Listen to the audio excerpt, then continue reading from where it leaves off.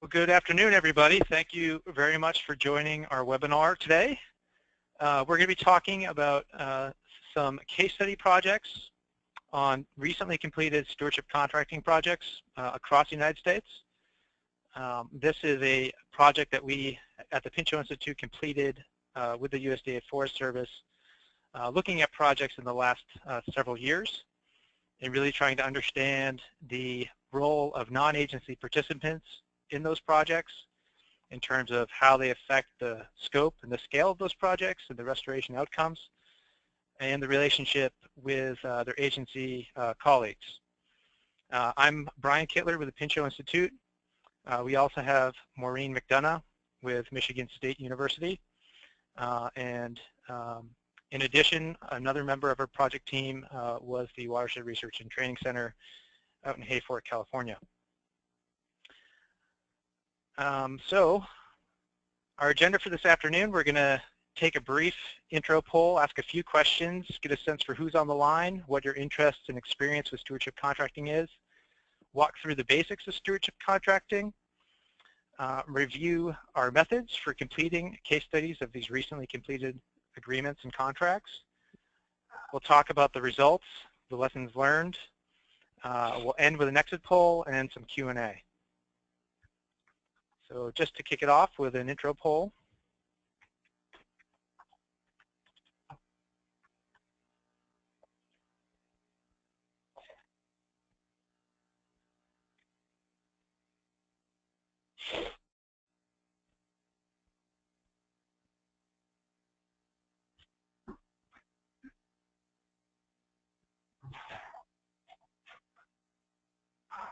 We still get some folks coming on the phone.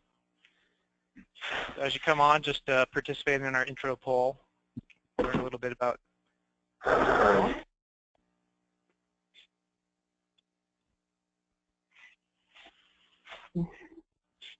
Let's see. Okay, so it looks like we've got answers to our first question.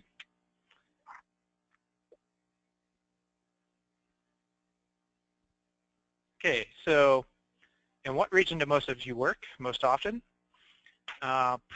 Actually really good distribution across the country here. The Pacific Coast is leading, as is the Southeast close behind, but overall some nice distribution. So just tell us a little bit about yourself and your affiliation.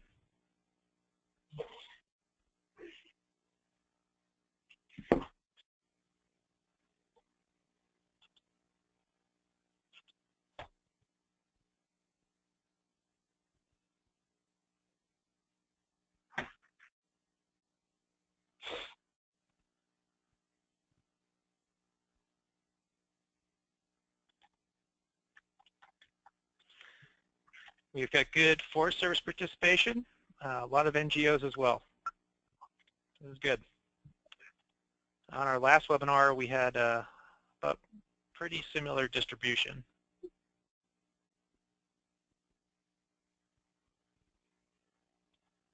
So one of the questions that we asked participants in our case studies was their overall participation in stewardship contracting projects in terms of the number of projects that they had participated in. So we'll talk a little bit about that later on, but we want to get a sense for that from you as well.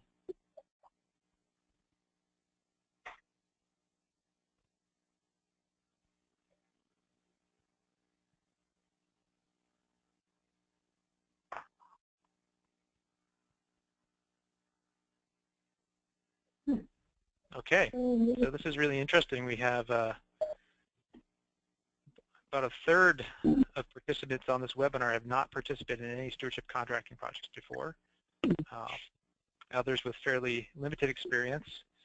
But we also have some significant experience with people who've completed more than 20. I'm sorry, more than 10. That's great.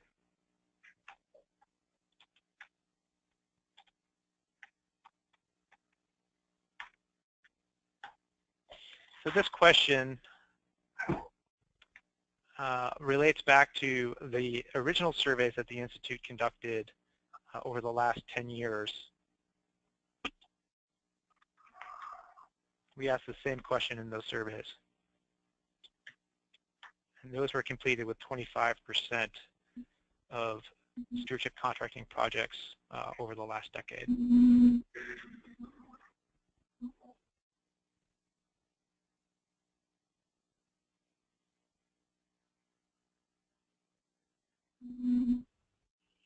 Okay, so no big surprise here for Maureen and I, who have looked at those surveys for many years now. Yeah. You know, people are most interested in achieving specific outcomes on the ground. That came up time and time again. People want to see work done on the ground. And yeah, those two is to do it.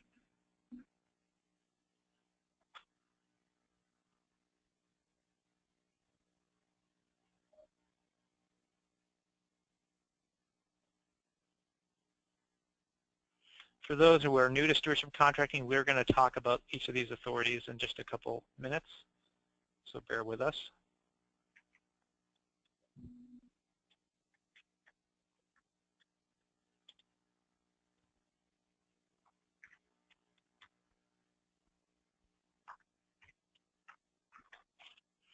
And when we talk about stewardship contracting, it's often best to think of it as this bundle of authorities and different that allows the Forest Service and their non-agency partners to do different things.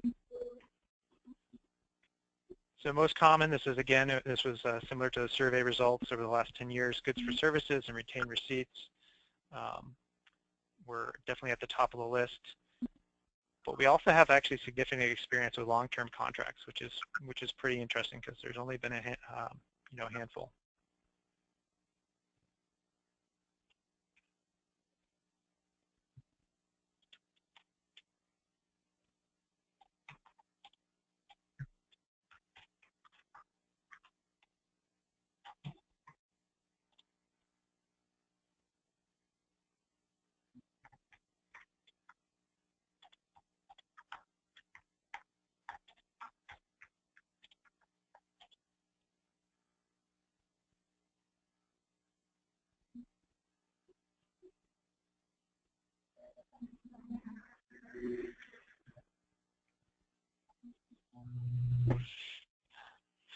Okay, so these results were actually very similar to the last webinar that we held a few weeks ago.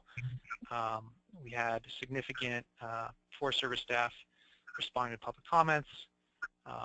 We actually, I think, more collaborative group members on this call than on the previous call. So pretty interesting.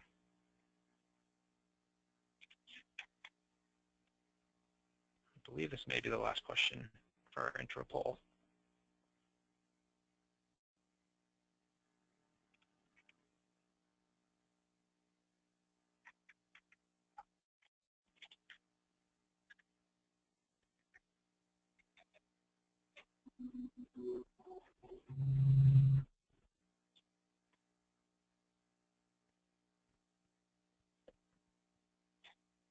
Alex, did we have any more, or are we all set? That's all of them. Okay, sorry for the delay there. As we get going, if you have questions, please just enter those into the chat pod and we can address them either at the end or as they come up. Okay. So the legislation authorizing stewardship contracting and agreements specifically mentions a number of activities that stewardship contracting authorities are allowed for, and specifically road and trail maintenance or obliteration, maintenance of soil productivity, habitat management, prescribed burns, timber harvest and vegetation removal, watershed restoration, and control of invasive plants. So the key thing to remember here is every single project that we're going to talk about, and basically any stewardship project that gets approved on the National Forest System, has to have a nexus back to at least one of these land management objectives. So in terms of the authorities that embody stewardship contracting, one of the most unique aspects is best value contracting. And this basically allows the Forest Service to consider projects based on other factors other than the cost or the bid, which is very different than, say, a timber sale contract or a service contract. So this can include prior experience, having local businesses or local stakeholders involved. Stewardship authorities also allow for multi-year contracting, up to 10 years in length, which is an important factor when considering providing continued supply to local industry. Designation by prescription. This allows the Forest Service to spell out within the contract specific desired end results. And I should mention that stewardship contracting is also known as stewardship end results contracting because it specifically identifies the desired end result as in the contractual language. With designation by prescription, that allows the contractor some operational flexibility on how they want to meet that end result. So it's an opportunity for cost-effective implementation. Designation by description, different than designation by prescription. So designation by description is basically it allows the Forest Service to work with contractors without having to physically mark every tree. Less than full and open competition. This is basically the authority to sole source projects. It's really only used by the agency on stewardship agreements. And a stewardship agreement is it's quite different than a contract. We're not going to go into detail about how they function, but if you have questions, feel free to follow up with me afterwards or David Lawrence, the national lead with the Forest Service on stewardship contracting. Trading goods for services. Again, this is the authority that people think most often of when they think of stewardship contracting. It's basically the ability for the agency to offset the cost of service projects with timber value removed or other forest products. We have one example of other forest products in this batch of case studies. Retention of receipts. It's the ability to keep timber receipts locally on the forest, not sending those to the U.S. Treasury. It can be one of the more controversial authorities with local governments in particular. Then widening the range of eligible contractors. This, again, relates back to stewardship agreements, but also contracts. Basically allows the agency to broaden who they work with, so including local governments, nonprofits, possibly even educational institutions and others. So real quickly going to talk about the arc of the policy concept of stewardship contracting dating back to the mid-1980s, and this was it was a time when we saw a lot of experimentation at the field level with the whole end results concept as timber sale contracts were getting written and as service contracts were getting written. So we really saw some of the emerging concepts of stewardship coming out in some of these early projects. That led into a period, certainly a really important period for the National Forest System, with the decline of the timber sale program. More and more field staff were looking for options for getting work done that they were unable to integrate into timber sale contracts.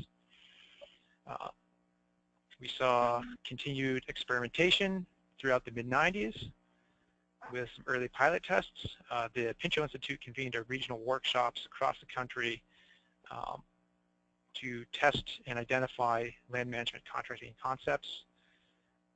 In 1997, the chief worked with the regional foresters to identify 50 projects that they could identify and test stewardship contracting concepts. And all that effort eventually led into a series of 84 stewardship contracting end results pilot projects. These were all monitored from 2000 to 2003.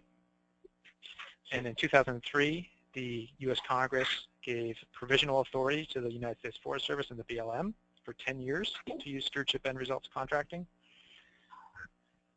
In 2005, the Forest Service and the BLM worked with the Pinchot Institute to begin a process of evaluating and surveying 25% of the active projects across the country. In 2008, the Forest Service and the GAO looked at the progress with stewardship contracting. In 2010, we saw the first bills introduced in the Congress for permanent authorization. And in 2014, we saw permanent authorization of stewardship contracting. And to the point where now it is the law of the land and represents approximately 25% of the vegetative treatments conducted on the National Forest System by volume. So that's a quick and dirty history of stewardship contracting, how it started with an idea and moved to the present day. So over time, from that 10-year provisional authority to where we are today, we see an increase in the number of projects, although we see a dip in the last couple of years. We also saw over time an increase in the acres awarded. And what that translates to is that on an acreage per project average, we've seen an increase. So we're getting more projects and more acres treated and more work done on the ground in fewer projects, which is an important metric when thinking about the whole concept of trying to find ways to enhance the pace and scale of restoration. So Maureen, I'm going to turn it over to you to talk a little bit about the monitoring program. Okay. So ever since the beginning of the concept of stewardship contracting, the involvement of local communities has been important. And so the last point on the slide summarizes what's in the handbook about collaboration must be a part of stewardship contracting planning and continues to the life of the project.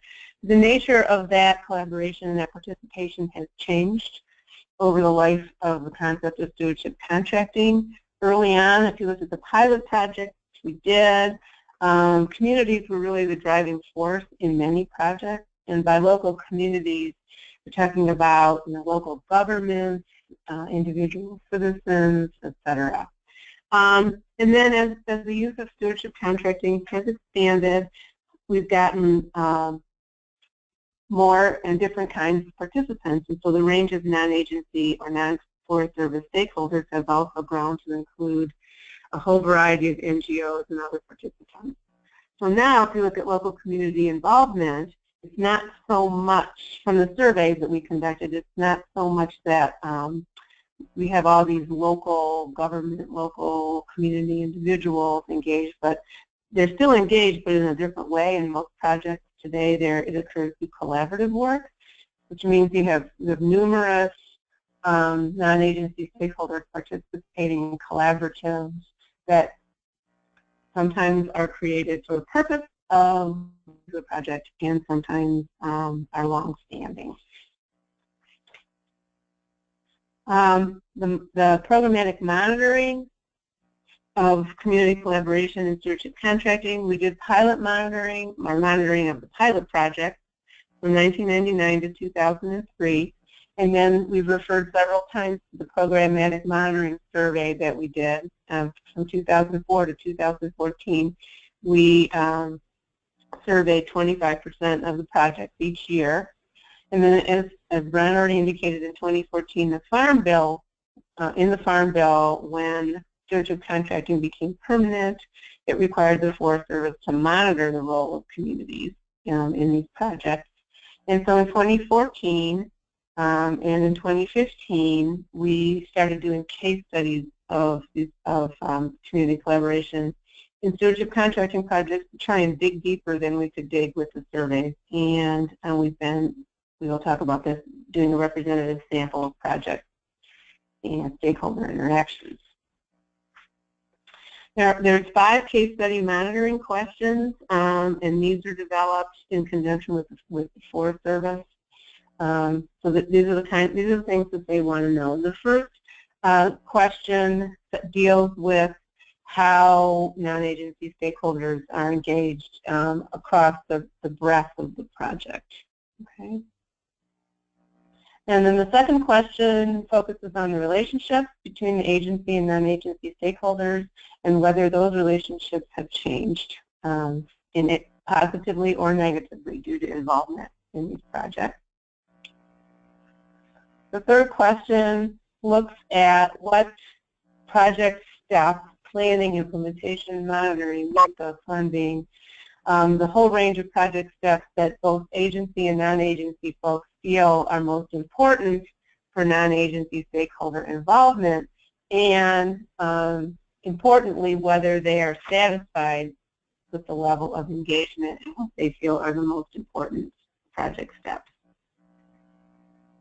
So question 4 looks at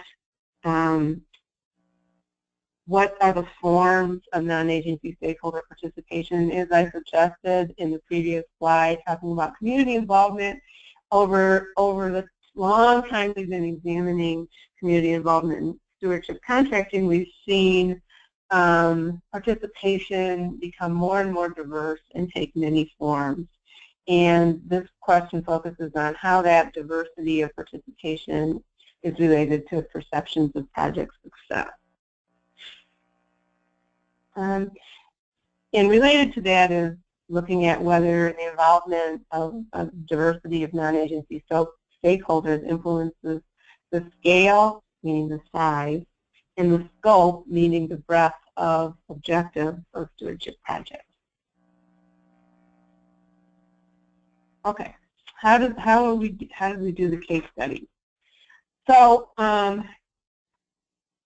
there were 16 Forest Service projects selected, and the project pool, and we reported last year on the 2014 case studies, so this is reporting on the 2015 case studies. And there were 16 Forest Service projects, and the project pool they were selected from was 2011 to 2014, so they're fairly recent. The selection criteria would be that they were geographically distributed across the 5 regions. And I should say that the selection criteria were generated in conjunction with Forest Service staff. That we had both small, less than 1,000 acre, and large, greater than 1,000 acre projects in the case study pool. That we had a mix of agreements in contracts, and that we had a mix of types of participation, so that we were sure to have some projects that had existing standing collaborative groups ranging all the way to no collaborative groups. So we ended up with 3 projects per region, except in the Pacific Northwest where we had 2 on 1 forest. To generate people to interview, they used the snowball sampling technique. We started with the agency person, and we had them tell us who were the primary participants, non-agency participants in the project. And we wanted 3 to 5 people to be interviewed per project, and so we then called the people that they suggested, and we asked them for more names until we were coming around in a complete circle. And we ended up with 63 interviews total, 20 across those 16 projects, 24 service people, and 43 non-agency folks. We used the interview protocol that we used was based on those 5 questions. It wasn't specifically those 5 questions, but we developed it into a very detailed interview protocol. And we trained all the interviewers so that we were sure that everybody was on the same page. And we did a qualitative analysis. So we recorded, that each interview was recorded. It was transcribed in one location. We then coded. Brian and I are the coders. We coded based on the questions that we had in the Forest Service objectives, and we did have 2 coders so that we had high inter-rater reliability in the coding, and developed the themes and results around the 5 questions. Great, thanks. I'll just pause for a second and ask if there are any questions on the methods or the research questions. Just enter in the chat pod and we can address them real quick. Any clarifications?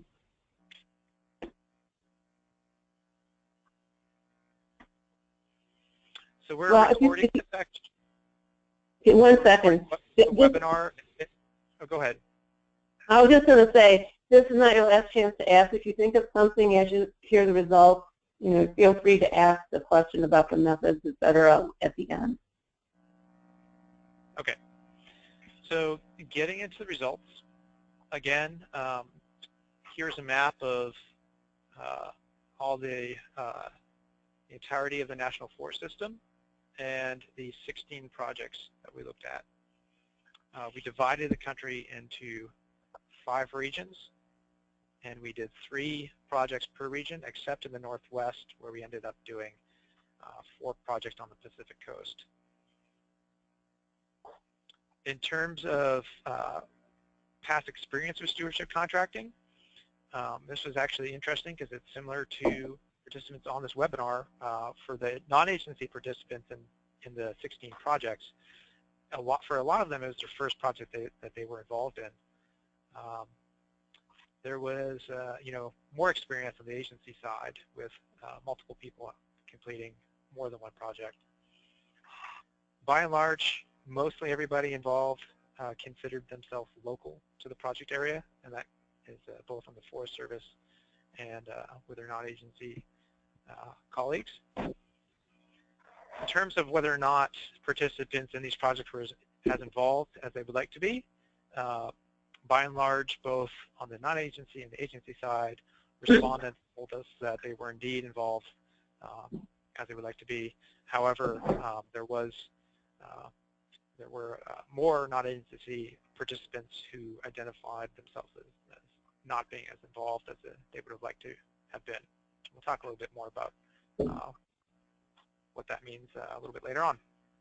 So now I'm going to walk through each of the 16 projects pretty quickly.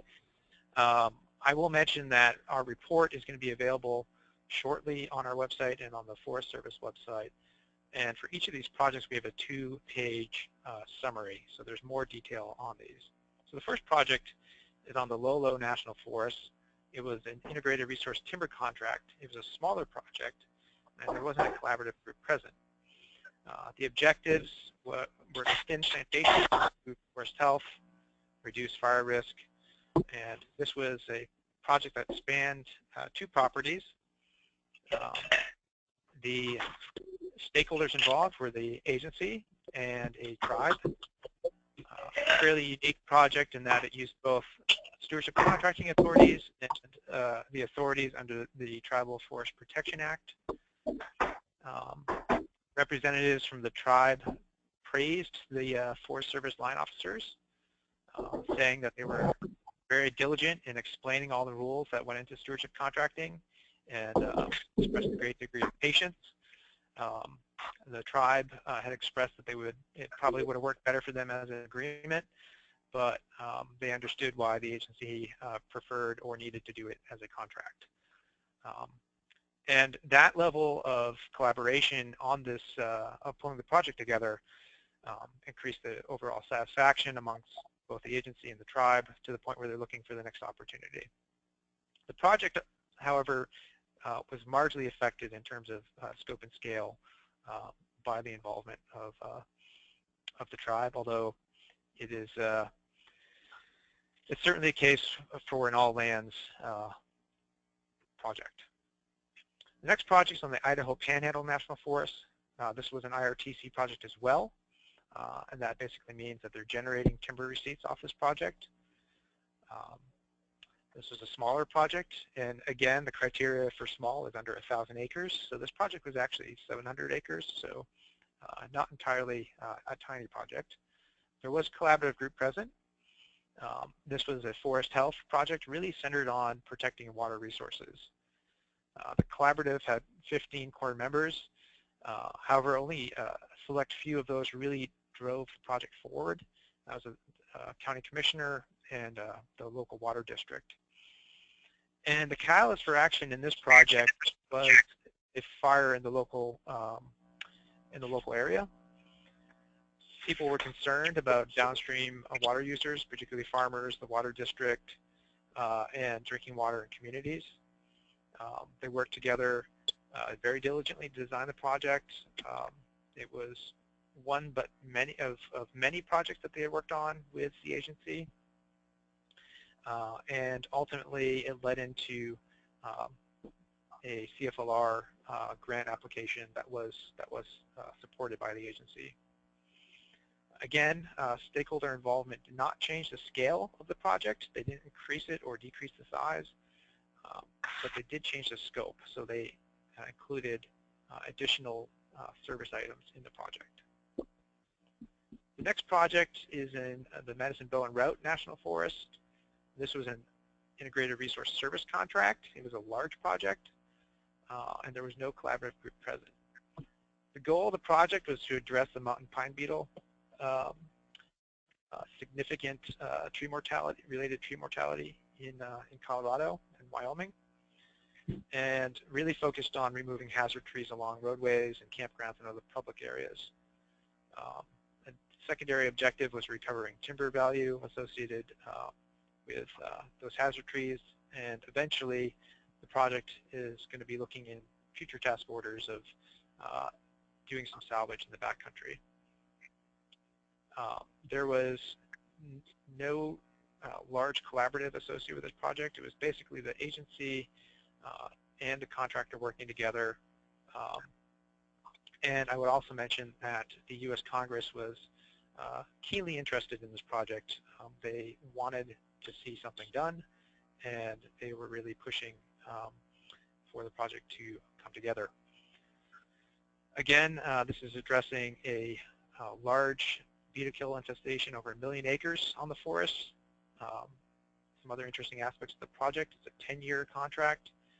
They did use categorical exclusions in the NEPA process. And I think the most important aspect of the project in this case study analysis were some of the contractual challenges that they entered into. So the contractor had never really worked as a contractor for the federal government before, so they had to basically develop a whole new relationship with the agency. They had a lot of inexperience. It took them a while to get going. They also bid fairly low, and because of that, they ran into some challenges in terms of being able to support the project and get the work done and retain the limited pool of workers that were going off and working on other projects. The next project is on the Apache Seagraves National Forest. This was an IRSC as well, and basically, to explain IRSC, those are projects where there's no net timber receipt necessarily. These projects require significant augmentation, in some cases with appropriated dollars or timber receipts from another IRTC project, perhaps. This was a large project. There was a collaborative group in this project. This was pretty standard ponderosa pine forest restoration work in the Southwest. This project involved a long-standing collaborative, and interestingly enough, many of the respondents expressed some concern about the fact that the group had been around for a long time. They weren't necessarily sure who was going to come in and kind of fill in and replace some of the capacity as folks began to retire.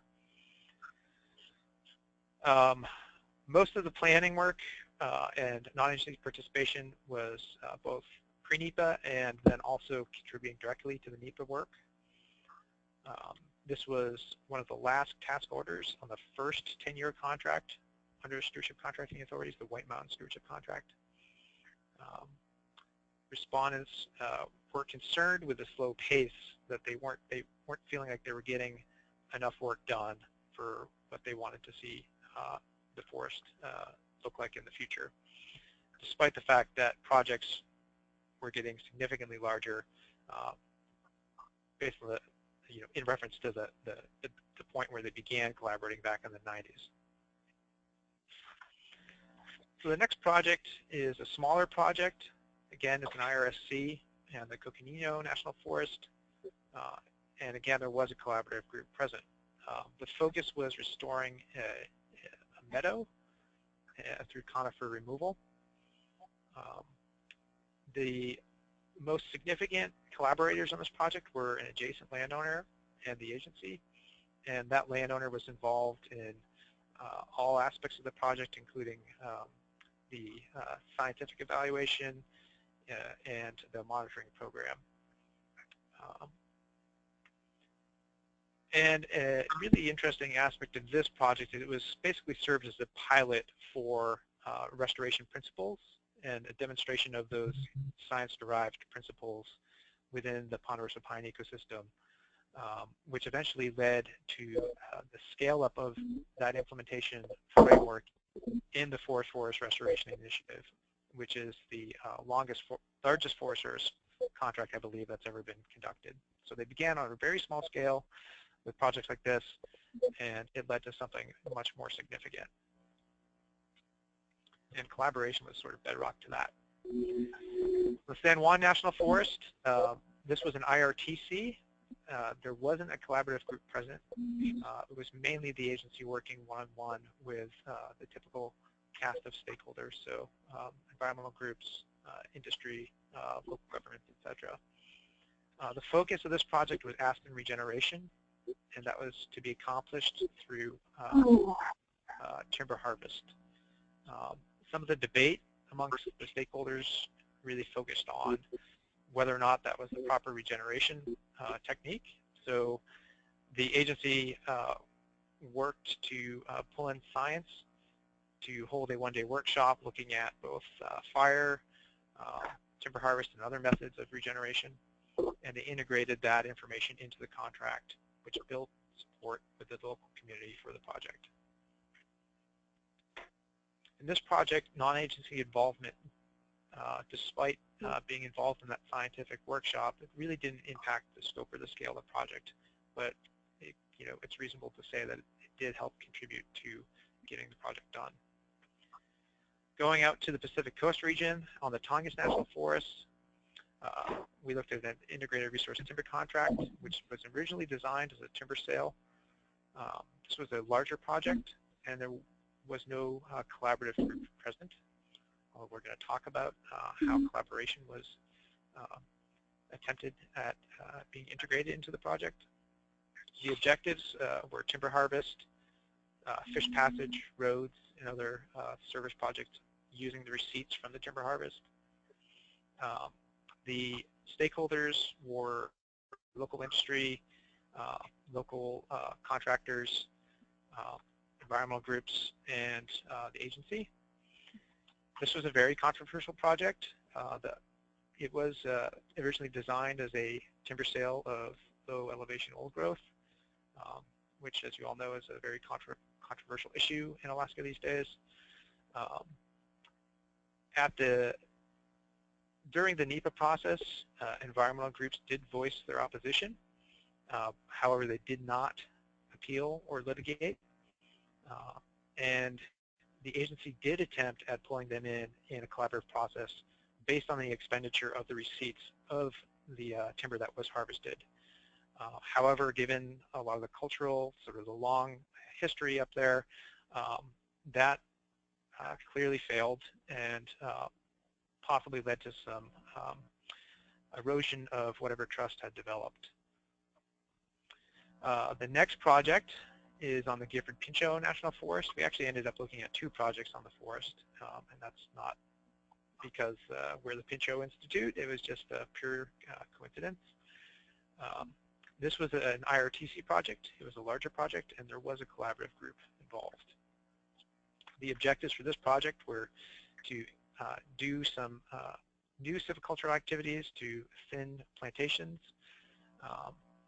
improve forest diversity, and then use the receipts to do a whole bunch of service items. It was a newer collaborative group. They were just getting going. The group focused on, really focused on the service side. They left the timber work and the design of the silviculture up to the agency, mostly because they had a lot of trust in the capacity of the agency to do that. And it was actually very non-controversial forestry. This was thinning plantations. There was sort of universal agreement around what needed to be done on that end of the project. However, some in the collaborative would have liked to have seen perhaps some more aggressive treatments. So there was some level of dissatisfaction with the process. This project, I think perhaps the most interesting aspect was one of the local NGOs. They brought in a lot of capacity, and they also went out and brought in significant funding to advance the project. The respondents, interestingly enough, they were expressed, being proud of the fact that they had brought in some money to try to move the project forward, but they felt like, given a number of factors outside of their control, such as agency turnover with the line officer they were working with, they weren't able to really advance the project, or in terms of the pace of the project. So a number of factors, such as agency turnover, really led to this collaborative group struggling. Another project on the Gifford-Pinchot, again, this was an IRTC. It was a larger project, and again, it had a collaborative group. There's a lot of collaboration in the Northwest, and this forest has a number of groups. So similarly, again, this was thinning plantations, and they were going to be doing a bunch of different service activities with the receipts from the plantation thinning.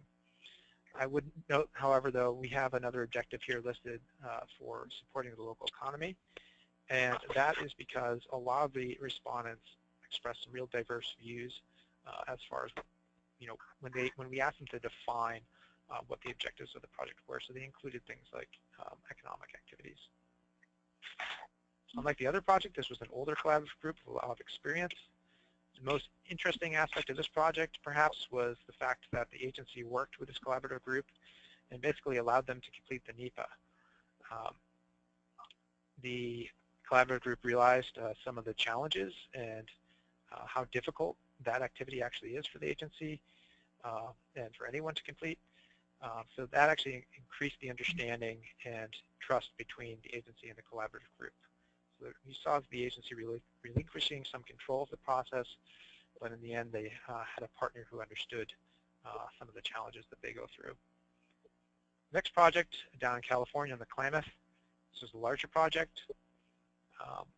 Again, this was really focused on fuels reduction, trying to create a more fire-resilient landscape across the federal ownerships and the adjacent private lands. This involved the industry, the Forest Service, fire safe consoles, RCBs. Environmental groups were mentioned, but they were not directly involved in the project as far as we could tell.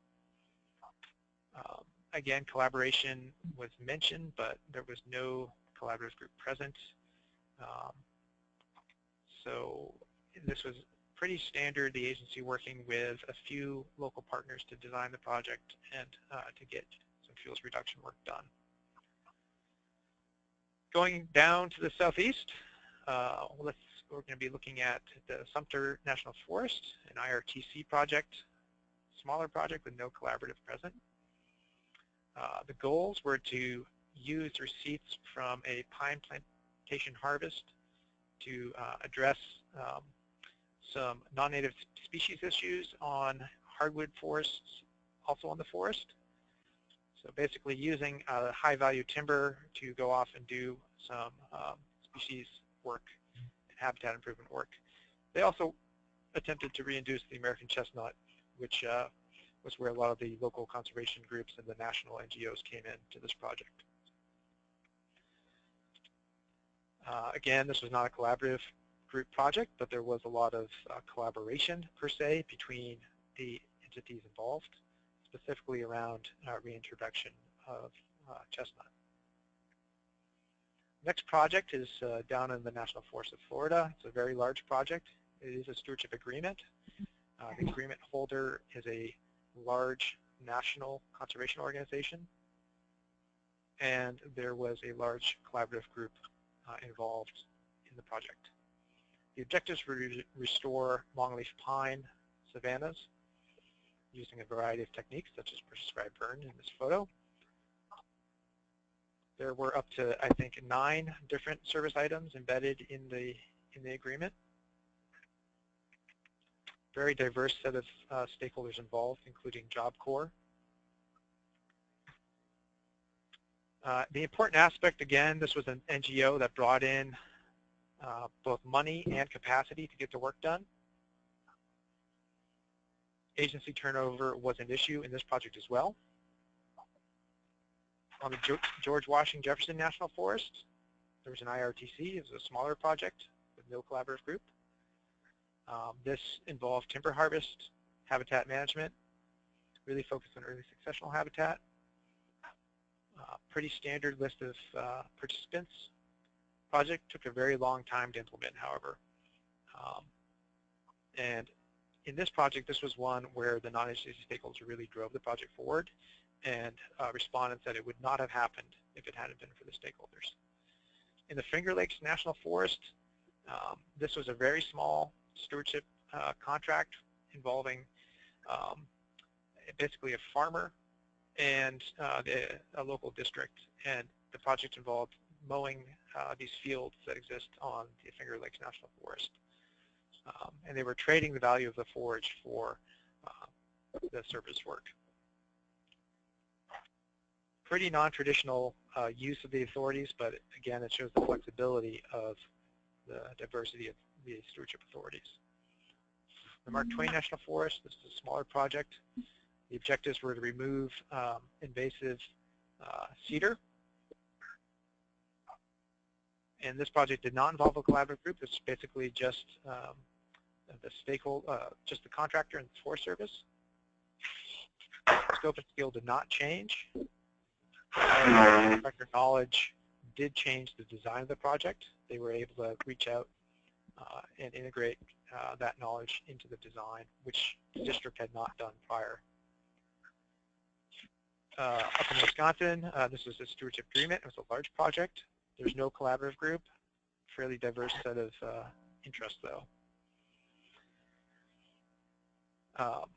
Again, this was a project similar to the Medicine Bow Route National Forest, where Congress wanted to see work done. They were really pushing the local national forest and the industry to develop some projects. In this project, there was a conservation organization that had worked for a number of years with the agency on habitat priorities on the forest, and they had went in thinking that they were going to be the agreement holder, but sort of at the last minute, it switched up, and a new entity ended up being an agreement holder. So there were some hard feelings in terms of the relationships involved, but overall, it didn't change whether or not the project was completed. So moving on, we're going to talk about specific answers to the question. So what we did after we looked at all of those case studies, as Maureen already talked about, we coded them. We coded all the responses, all the transcripts for every interview, and then we began to analyze for answering the questions that the Forest Service is interested in. So the first question, how are non-agency stakeholders engaged in the development and implementation of stewardship projects? And our findings are basically non-agency participants, they are involved in all stages of the projects. Of the projects we looked at, 6 had collaborative groups, 2 had what we'll term as collaborative processes, and 8 had fairly limited collaboration. Engagement in NEPA is the most common aspect of non-agency involvement in these projects. In the more collaborative projects, non-agency stakeholders tend to be involved earlier on. And indeed, going with that, the non-agency participants overwhelmingly expressed that engaging as early in the planning process prior to NEPA scoping as possible is the most important way for them to be involved. Project outcomes are typically broader when collaboratives define the scope of the project that they want to see done.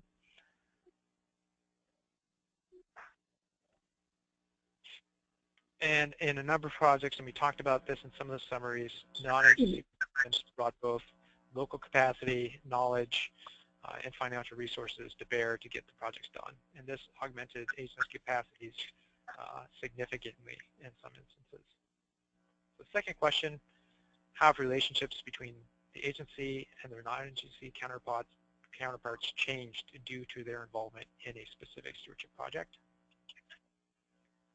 When collaborative relationships in these projects existed prior to any one of these projects, it wasn't like the project actually changed the relationships greatly. We didn't see, you know, in any of the collaborative projects where there was already a good relationship, that the relationships marginally improved or degraded because of the project. However, in projects where relationships did improve, this was most often caused by increased cooperation, so people working together, getting involved early on, and that again goes back to our answers to the first question. Leadership, open communication, transparency, and leveraging resources, and actually seeing work done on the ground were all important factors. Project where relationships degraded, is basically the antithesis of those factors. So poor communication, lack of transparency, delays was often very commonly cited. Transitional leadership, so changes in leadership, and the heavy involvement of political figures also factored into a couple of projects in which understanding between local participants resulted in sort of misunderstanding and degraded relationships. So agency and non-agency transfers happened in these projects, and actually in half of these projects we saw both agency and in a couple cases non-agency participants transitioning in terms of leadership. We saw cases where in some instances this actually resulted in sort of positive activity in getting the project done, but mostly this was negative. And this is sort of a chronic, often repeated concern with doing collaborative work with the national forests. So a few more points here. So line officers play a really critical role in interpreting, communicating the rules to stakeholders. We saw that in the project with the tribe.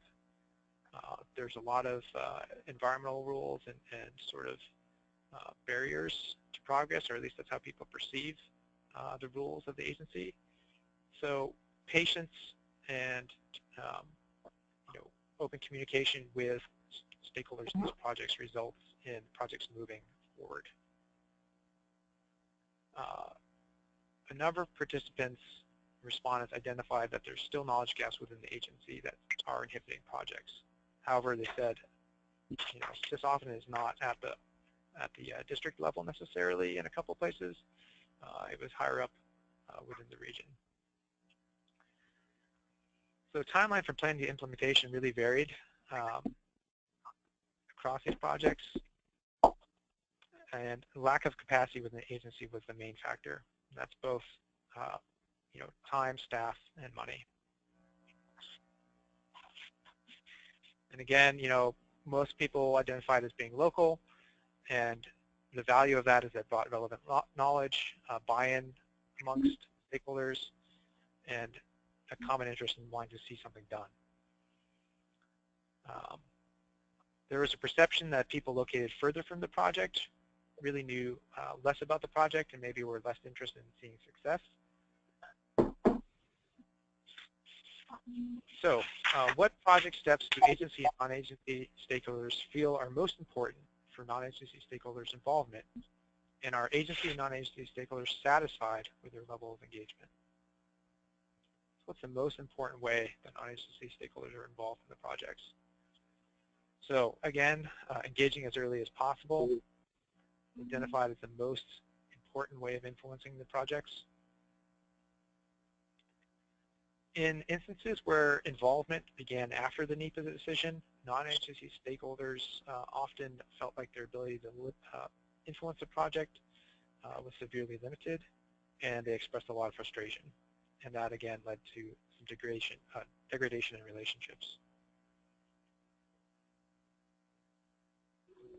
Non-agency participants in a number of projects provided cost share funding. It was also identified that they pushed the agency to move projects forward. Just having a colleague present to kind of keep folks on task was really important for a few of these projects.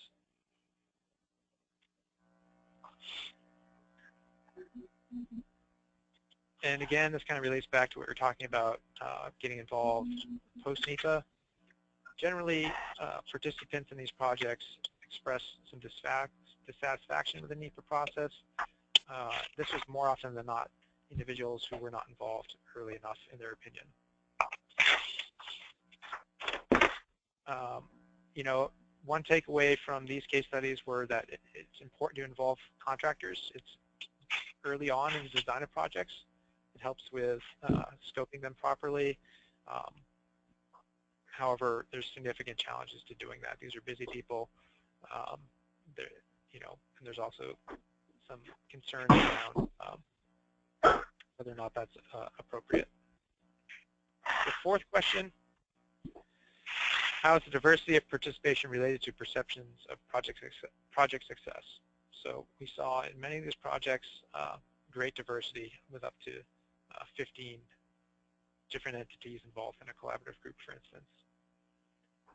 So for the participants in these projects, their metric of success often include getting a project actually implemented or completed, increasing the scale or scope of the project, building positive relationships, enabling public participation, and building trust. These were the most commonly identified factors and metrics for success. In these projects, there's no clear tie that we could see between the diversity of non-agency participants and whether projects are viewed as successful. And again, you know, success is somewhat subjective, depends on sort of your views, personal views of the project. Differences in expectations and perceptions, you know, that can affect how people view success, and we saw that with, in some cases, relating back to when people were involved in the projects. You know, I think we've kind of beat the dead horse here on sort of when people want to be involved, and I think it's what we learned is it's both for IRTC projects, it's going to be they want to be involved early on in the design of the activity generating the receipts, but then also on the activity and the expenditure of those receipts. So a common theme in many of these projects: money, money, money. Money is a major driver, and it dictates how projects are structured, who can influence the projects, even who's going to get an agreement, who's going to get a contract. So it's a major driver.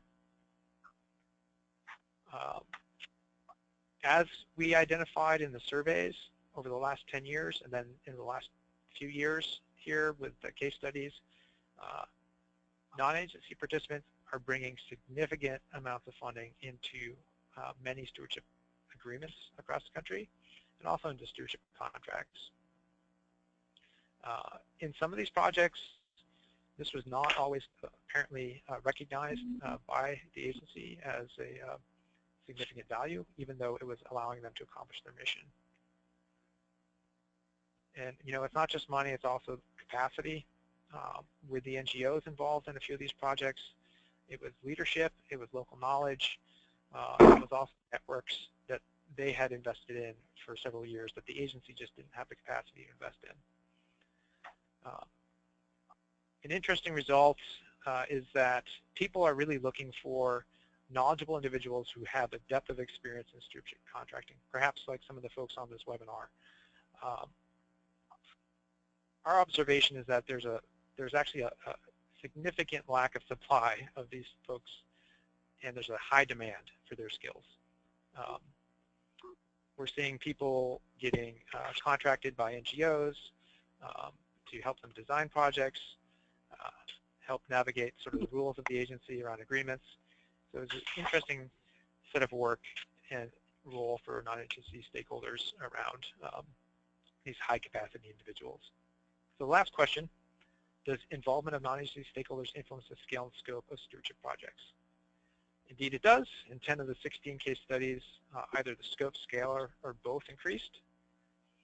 And very interesting, projects tended to exhibit strong collaborative relationships. Those were the ones where we saw either the scope or the scale increasing. If it was just the agency doing a NEPA analysis, implementing a project, there was limited outside influence in terms of the objectives, so it's not like the project changed. But in instances where a collaborative group had worked together, identified a set of objectives, it often grew over time. In some cases, they actually decreased the scale to work better for implementation purposes. The example of the Mark Twain National Forest, for instance, was one.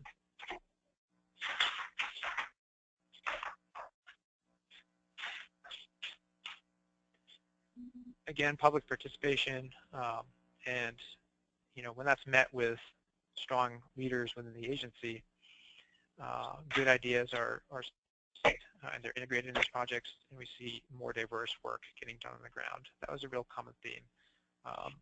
The diversity of interests and objectives involved in collaborative projects yields a diversity of outcomes on the ground.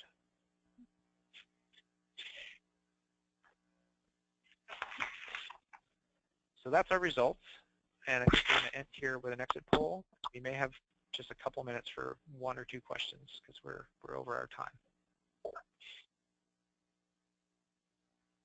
So the first question, basically in the setting of the poll, we're going to ask you, how you resonate with some of the results. So the first one is just ask that straight out. To what degree do the observations from the case studies resonate with you based on your knowledge and your experience? So select one.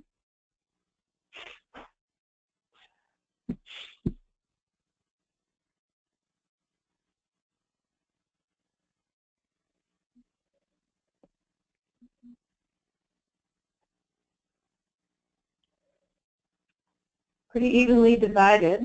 So many of the observations resonate with the experiences of the people on this call, which is encouraging. Many or most, I mean, that's over 60%, many or most, so that's great. And then a few, very few don't resonate with anyone.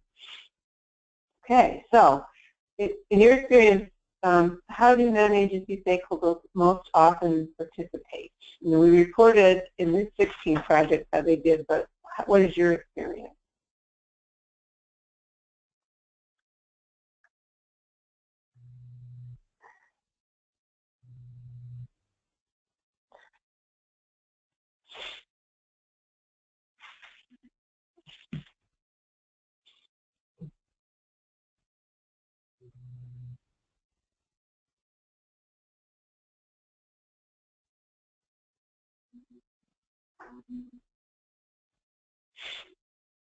Okay. So in these case studies, it was providing comments during NEPA scoping was the most common. But in your experience, this also includes planning and implementation and bringing resources to the project. A little different than the results. Okay, what do you think is the most important, based on your experience, most important for promoting quality relationships in stewardship contracting?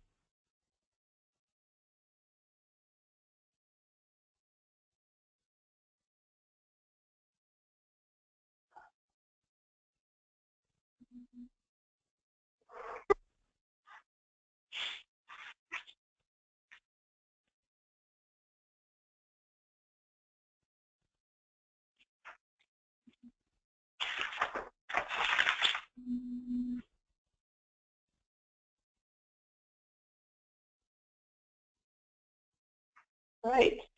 So most of you said open, transparent communication and decision making, clearly. The results of the case studies indicate also that at least non-agency stakeholders believe it was also not early involvement was very important. And getting the project done, which is the last one, seeing planning activities through. The next question. So in your experience, what activities are most important for non-agency stakeholders to be engaged in?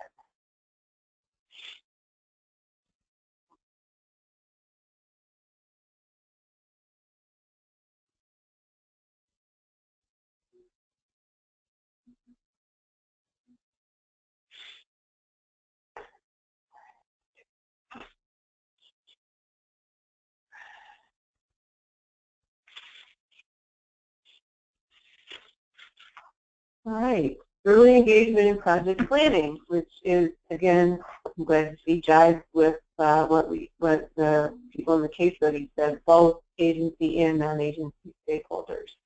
And it's interesting, 0% of you said providing comments during NEPA, which, you know, our results show is the most common way people are engaged. So that's an interesting contrast.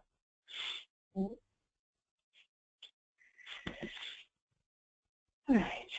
So, in your experience, what factor can most readily degrade relationships between the agency and non-agency?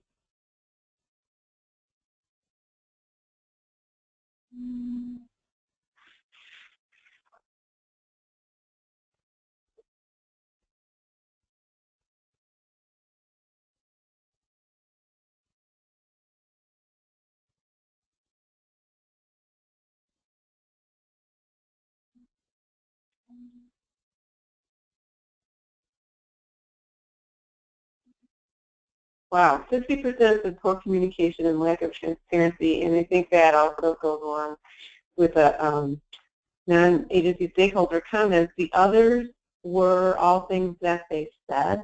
That's where those categories come from, but they just weren't as important as poor communication, right? And then this is the last question. What factor do you believe is the most important metric of success with stewardship contracts?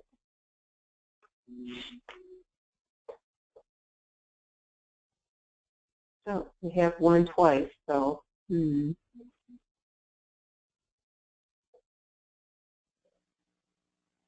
can probably just skip this one since we have it twice. Okay. No. I misread it. It's okay. It's okay. I was wrong. So, and this is the last one.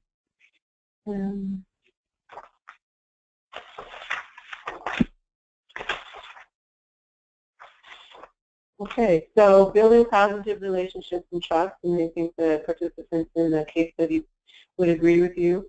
Increasing the scale and scope of restoration is next. And then getting contract agreements awarded and completed. Participants in the case study said those were important, but not as important. Thank you. So there you go, Brian. Time for questions. Great. So feel free to type in a few questions here, and hopefully we can address a couple. I'll also mention just that the report, again, is going to be released soon. The executive summary is fairly brief. You know, I think as you saw in this webinar, this project covers a lot of information, but it's a fairly deep dive into how restoration work and stewardship projects on the National Forest System are being conducted. So for those that are interested in that, it's a good product to read through.